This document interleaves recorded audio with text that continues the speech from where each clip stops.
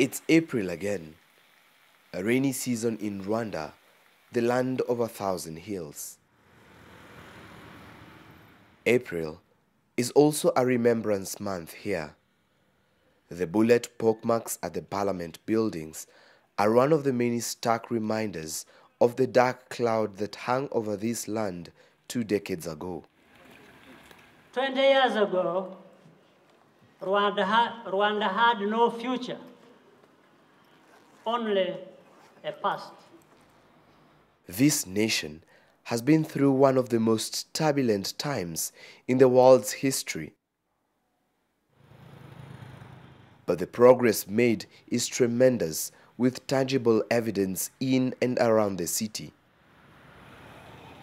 Clean streets, flowing traffic, and growing infrastructure. The optimistic faces of Rwandans today have replaced those of vengeance and anger that caused the death of 800,000 people between April and June 1994. Rwandan President Paul Kagame led the commemoration of the 20 years after genocide against Tutsis at the Amahoro National Stadium in the capital, Kigali. The event, attended by thousands, was the start of the week of national mourning, which has been marked every year since the end of the mass murders 2 decades ago. You have taken responsibility and you have forgiven. Your sacrifices are a gift to the nation. They are the seed from which the new Rwanda grows. The commemoration is also a period of celebrating the achievements gotten over the years. More than anything else, national unity and pride of the Rwandan culture remains the single most noticeable achievement.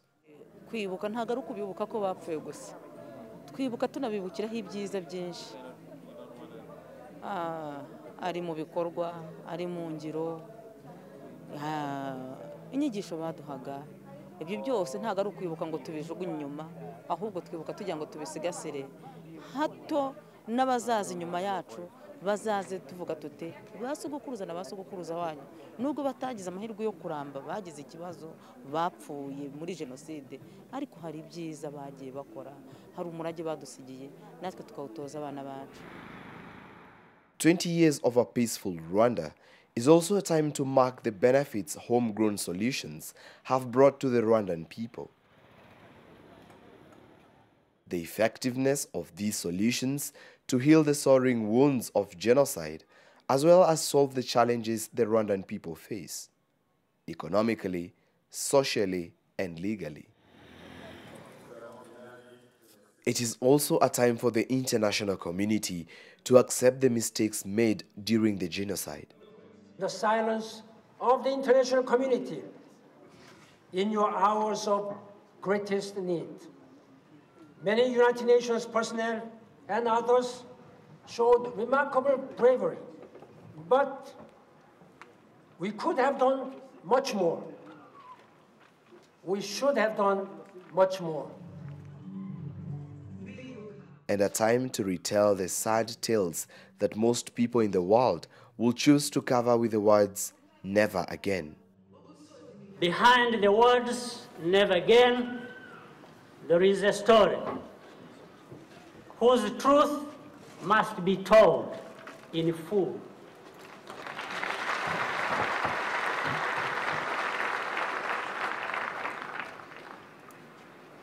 No matter who you are and how uncomfortable. A remembrance of the reason the people went to war and personal accounts from the victims and the perpetrators. In such times, emotions become too much to handle. Sorrowful wails, terrified screams, and a somber mood rents the space. But even after 20 years, Forgiveness is not always an assurance to forget.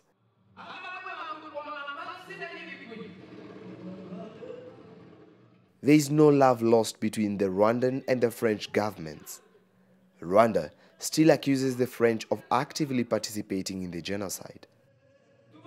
This commemoration is about Rwanda, it's not about France. So we feel that France has missed a very important opportunity, for sure, to make amends and to get closer to this country and the people of this country. But by and large, this commemoration is mostly for us, the people of Rwanda. We're not too bothered by the absence of France. For Rwanda, 20 years have seen positive results among its citizens.